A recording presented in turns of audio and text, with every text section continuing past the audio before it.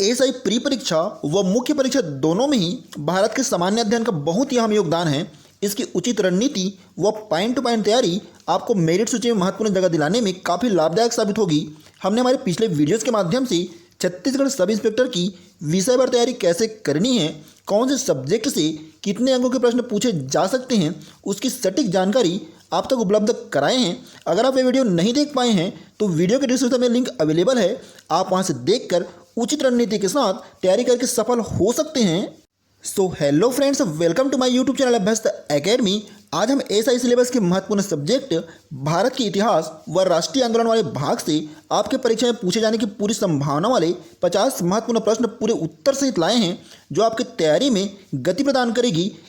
इस सब्जेक्ट से पिछले वर्षों की परीक्षाओं में 7 से 8 प्रश्न यानी कि 21 से 24 अंक के प्रश्न पूछे गए थे, तो प्रबल संभावना है इस बार भी आगामी परीक्षा 2022 में 7 से 10 प्रश्न यानी कि 21 से 30 अंकों के प्रश्न निश्चित रूप से आएंगे। तो इसी के अनुरूप आप इस विषय की महत्ता को ध्यान में रखते हुए प्रत्येक प्रश्न को पूरी लगन के साथ अध्ययन करें, जिससे आप अच्छे अंकों के साथ सफल हो सकें और इस पद को हासिल कर सकें। आइए फिर वीडियो शुरू करते हैं।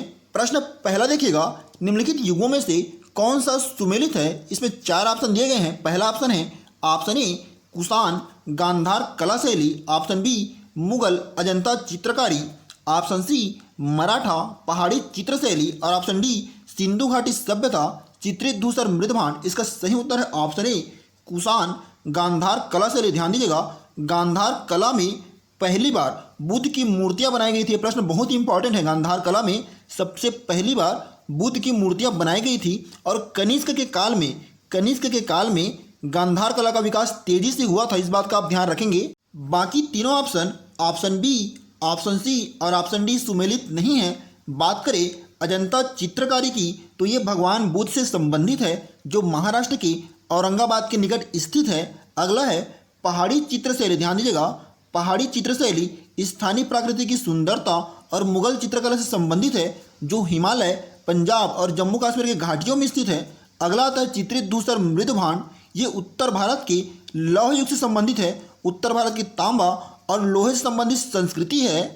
अगला प्रश्न है सिंधु घाटी सभ्यता के प्रमुख नगर मोहनजोदड़ो के नगर नियोजन के संबंध में निम्न में से कौन सा कथन सत्य नहीं है? ध्यान दीजिएगा, कौन सा कथन सत्य नहीं है? ऑप्शन ए एक दूसरे को समकोण काटती हुई ईंटों की पक्की सड़कें हैं, ऑप्शन बी निचले भाग के सभी मकान एक जैसे आकार के हैं, ऑप्शन सी ऊंचे भाग में स्नानागार एवं महल बने हुए हैं और ऑप्शन डी नगर के सभी ओर परकोटा बना हुआ है। इसका उत्तर आएगा ऑप्शन बी निचले भाग के सभी मकान एक जैसे आकार के हैं। ये सही नहीं है। ध्यान दीजिएगा, सिंधु अथवा हड़प्पा सभ्यता की बात करें, इसका नगर का नियोजन जो अभिविन्यास है वो शतरंज के पट की तरह होता था। अगला प्रश्न है किस अभिलेख से यह साबित होता है कि चंद्रगुप्त का प्रभाव पश्चिम भारत तक फैला हुआ था? इसका उत्तर आएगा ऑप्शन सी रुद्र दमन का जूनागढ़ अभिलेख। ध्यान दीजिएगा, रुद्र दमन का जूनागढ़ अभिलेख, इसे गिरनार अभिलेख भी कहा जाता है। अभिलेख संस्कृति की पहला अभिलेख है। ध्यान दीजिएगा, अभिलेख संस्कृति की पहला अभिलेख रुद्र दमन का जूनागढ़ अभिलेख है, जिसकी तिथि 150 ईस्वी है। अगला प्रश्न है बुद्ध के जीवन की 4 महत्वपूर्ण घटनाओं और उनसे संबंधित 4 स्थानों को सुमेल करना है। इसका ऑप्शन दिए गए हैं। इसका सही उत्तर हो जाएगा ऑप्शन सी 3, 2, 1, 4। प्रश्न में समझते हैं। ऑप्शन ए है भगवान बुद्ध का जन्म हुआ था लुम्बिनी में। इसका उत्तर आएगा ऑप्शन 3। फिर ज्ञान प्राप्ति की बात करें तो ज्ञान प्राप्ति हुआ था बोध गया में। तीसरा है प्रथम प्रवचन सारनाथ में। और निधन की बात करें तो कुशीनगर में हुआ था।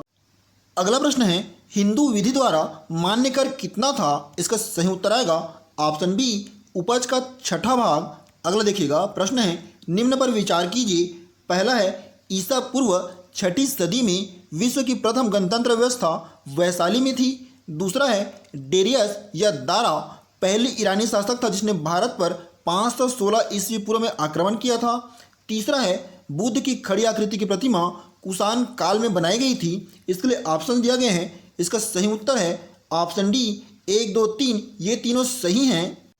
अगला प्रश्न है निम्नांकित जोड़ों में किसका सुमेल है? इसका सही उत्तर आएगा ऑप्शन सी खजुराहो मंदिर चंदेल। ध्यान दीजिएगा, खजुराहो मंदिर का निर्माण चंदेल शासकों द्वारा किया गया था।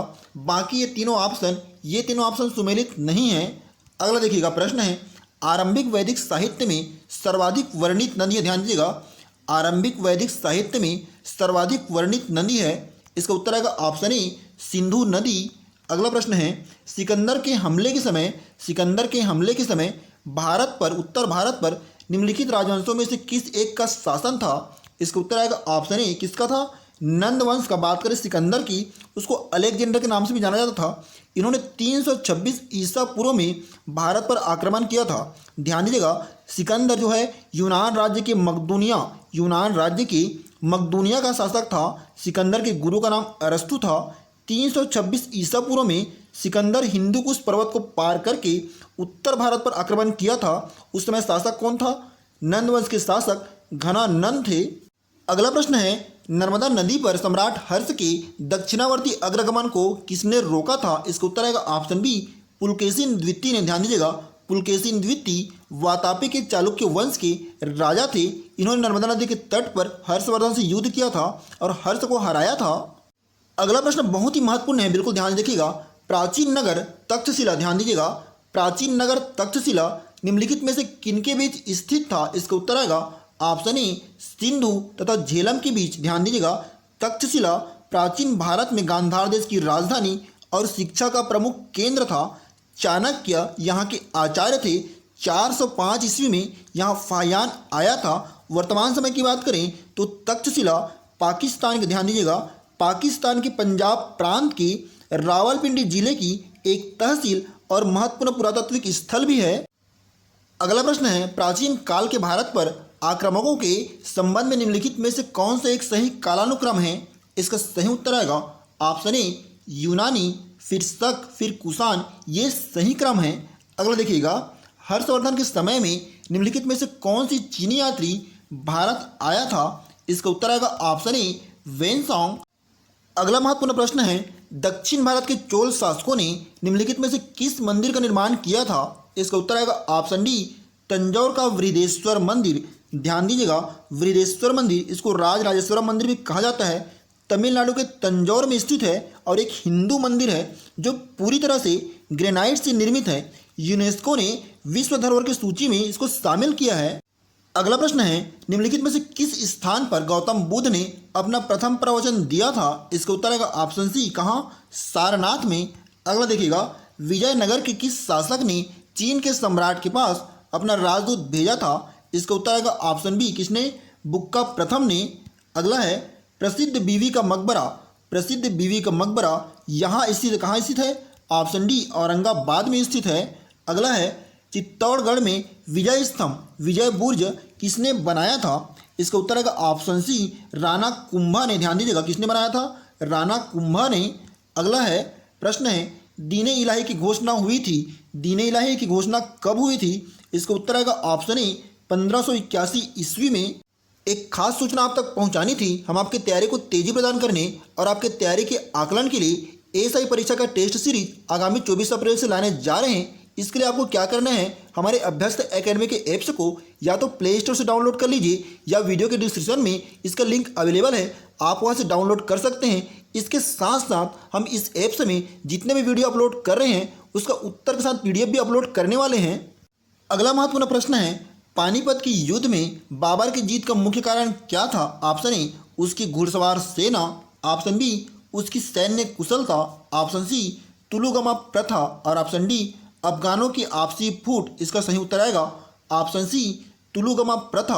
अगला देखिएगा, कुतुबुद्दीन ऐबक की राजधानी थी, ध्यान दीजिएगा, कुतुबुद्दीन ऐबक की राजधानी क्या थी? इसका सही उत्तर आएगा ऑप्शन बी लाहौर थी। अगला देखिएगा, प्रश्न है, हुमायूं नामा की रचना किसने की थी? इसका उत्तर आएगा ऑप्शन सी गुलबदन बेगम ने। अगला है, तैमूर के आक्रमण के बाद किस वंश का राज स्थापित हुआ था? इसका उत्तर है ऑप्शन बी सैयद वंश का। अगला प्रश्न है, गुलाम वंश का प्रथम शासक कौन था? इसका उत्तर आएगा ऑप्शन बी, कौन? कुतुबुद्दीन ऐबक। अगला देखिएगा, प्रश्न है, जिंदापीर किसका नाम था? इसका उत्तर आएगा ऑप्शन सी, किसका? औरंगजेब का। अगला महत्वपूर्ण प्रश्न है, अकबर को महान कहा जाता है क्योंकि? ऑप्शन ए उनके राज्य में सुख शांति थी, ऑप्शन बी उनका साम्राज्य बहुत विकसित था, ऑप्शन सी कला व साहित्य दोनों को प्रोत्साहन देते थे और ऑप्शन डी उनमें धार्मिक सहनशीलता थी। इसका उत्तर आएगा ऑप्शन डी, उनमें क्या थी? धार्मिक सहनशीलता थी। वीडियो में आगे बढ़ने से पहले अगर आपने अभी तक हमारे यूट्यूब चैनल को सब्सक्राइब नहीं किया है तो चैनल को सब्सक्राइब करके बेल आइकन को प्रेस कर दें। हम ऐसे आपके लिए उपयोगी वीडियोस आपके लिए हमेशा लाते रहेंगे। PDF, daily GK, current updates और स्टडी मटेरियल नोट्स के लिए आप हमारे टेलीग्राम चैनल और व्हाट्सएप ग्रुप को ज्वाइन कर सकते हैं, लिंक डिस्क्रिप्शन में अवेलेबल है। अगला प्रश्न है 1565 ईस्वी में कौन सा प्रसिद्ध युद्ध हुआ था? इसका उत्तर आएगा ऑप्शन डी, तालीकोटा का। अगला देखिएगा प्रश्न है पानीपत की पहली लड़ाई में बाबर ने किसको हराया था? इसका उत्तर आएगा ऑप्शन बी, किसको? इब्राहिम लोदी को। अगला देखिएगा सम्राट अकबर के समय का प्रसिद्ध चित्रकार था। इसका उत्तर आएगा ऑप्शन बी, कौन था? दशवंत। अगला देखिए प्रश्न है दिल्ली की प्रसिद्ध जामा मस्जिद का निर्माण किसने किया था? इसका उत्तर है ऑप्शन बी, शाहजहां ने। अगला महत्वपूर्ण प्रश्न है 1905 में सर्वेंट्स ऑफ इंडिया सोसाइटी की स्थापना किसने की थी? बहुत ही महत्वपूर्ण प्रश्न है। इसका उत्तर है ऑप्शन ए, गोपाल कृष्ण गोखले ने। कई बार परीक्षा में पूछा जा चुका है। अगला प्रश्न बहुत ही इंपॉर्टेंट है, कई बार परीक्षा में आया है। एक इतिहासकार ने पानीपत की तीसरी लड़ाई को स्वयं देखा था, वह कौन था? इसका उत्तर आएगा ऑप्शन बी, काशीराज पंडित। अगला प्रश्न है भारत के अंतिम गवर्नर जनरल कौन थे? इसका उत्तर है ऑप्शन बी, सी, राजगोपालाचारी। अगला प्रश्न है महात्मा गांधी ने करो या मरो का नारा किस आंदोलन के समय दिया था? इसका उत्तर आएगा ऑप्शन बी, कब दिया था? भारत छोड़ो आंदोलन के समय। अगला प्रश्न है किस कंपनी ने सर्वप्रथम भारत में रेल यात्रा प्रारंभ की थी? इसका उत्तर है option B, Great Indian Peninsula Railway. अगला है भारतीय राष्ट्रीय कांग्रेस की प्रथम महिला अध्यक्ष थी। इसका सही उत्तर आएगा ऑप्शन डी, कौन थी? Annie Besant. अगला प्रश्न है भारत में फ्रंटियर गांधी के नाम से कौन व्यक्ति प्रसिद्ध है? इसका उत्तर है ऑप्शन डी, खान अब्दुल गफ्फार खान। अगला प्रश्न है स्वतंत्र भारत के प्रथम भारतीय गवर्नर जनरल कौन थे? इसका उत्तर आएगा ऑप्शन बी, कौन थे? चक्रवर्ती राजगोपालाचारी। अगला है 1935 का भारत शासन अधिनियम निम्नलिखित में से किस तिथि तक लागू रहा? ध्यान दीजिएगा, किस तिथि तक लागू रहा? इसका उत्तर आएगा ऑप्शन डी, 25 जनवरी 1950 तक। अगला देखिएगा कौन सा गवर्नर जनरल 1905 में बंगाल के लिए उत्तरदायी था? ध्यान दीजिएगा, बंगाल विभाजन के लिए उत्तरदायी था। इसका उत्तर आएगा, इसका उत्तर है ऑप्शन बी, लॉर्ड कर्जन। 41वां प्रश्न है शहीद भगत सिंह को फांसी कब दी गई थी? इसका उत्तर है ऑप्शन डी, 23 मार्च 1931 को। 23 मार्च को हर वर्ष शहीद दिवस के रूप में मनाया जाता है। अगला देखिएगा प्रश्न है इनमें से किसे भारत का प्रथम स्वतंत्रता संग्राम कहा जाता है? ध्यान दीजिएगा, ऑप्शन ए, प्लासी का युद्ध। ऑप्शन बी, 1857 का विद्रोह। ऑप्शन सी, दांडी यात्रा। और ऑप्शन डी, बक्सर का युद्ध। इसका उत्तर है ऑप्शन बी, 1857 का विद्रोह। अगला देखिएगा सविनय अवज्ञा आंदोलन किस वर्ष शुरू हुआ था? इसका उत्तर है ऑप्शन सी, कब? 1930 ईस्वी में। हम जितने प्रश्न आपको बता रहे हैं हर एक प्रश्न सिलेक्टेड है, परीक्षा में कई बार पूछे गए हैं और आगामी परीक्षाओं में भी पूछे जाने की प्रबल संभावना है। तो बिल्कुल ध्यान से आप हर एक प्रश्न को 2 से 3 बार रिवीजन करते चलिएगा। अगला देखिएगा टीपू सुल्तान किस राज्य से संबंधित हैं? ध्यान दीजिएगा, इसका उत्तर आएगा ऑप्शन ए, किससे? मैसूर से। अगला है भारत में प्रथम रेल मार्ग किनके बीच बनाया गया था? इसका उत्तर है ऑप्शन बी, बम्बई से थाना के बीच। अगला प्रश्न है सुभाष चंद्र बोस ने आज़ाद हिंद फौज की स्थापना कहाँ की? इसका उत्तर आएगा ऑप्शन सी, कहाँ? दक्षिण पूर्वी एशिया में। अगला प्रश्न है गदर पार्टी का मुख्यालय कहाँ स्थित है? इसका उत्तर है ऑप्शन बी, सैन फ्रांसिस्को में। अगला देखिएगा साइमन कमीशन, बहुत ही महत्वपूर्ण प्रश्न है। साइमन कमीशन पहली बार भारत कब आया था? इसका उत्तर है ऑप्शन बी, कब? 1928 ईस्वी में। अगला है भारतीय राष्ट्रीय कांग्रेस की स्थापना कब हुई थी? ये प्रश्न भी बहुत इंपॉर्टेंट है। इसका उत्तर है ऑप्शन डी, कब? 1885 ईस्वी में। अगला है जंतर मंतर का निर्माण किया था, किसने किया था? इसका उत्तर है ऑप्शन डी, महाराणा जयसिंह ने। दोस्तों हमने इस वीडियो के माध्यम से एसआई परीक्षा की तेजी से और सटीक तैयारी के उद्देश्य से भारत के सामान्य ज्ञान वाले भाग से भारत के इतिहास और राष्ट्रीय आंदोलन के अंतर्गत 50 महत्वपूर्ण प्रश्न और पूरे उत्तर सहित कवर किए हैं जो आपके आगामी परीक्षा में पूछे जाने की प्रबल संभावना है। अगर आपको वीडियो पसंद आया है तो वीडियो को लाइक करना बिल्कुल ना भूलें। वीडियो में अंत तक बने रहने के लिए आपका धन्यवाद। जय हिंद दोस्तों।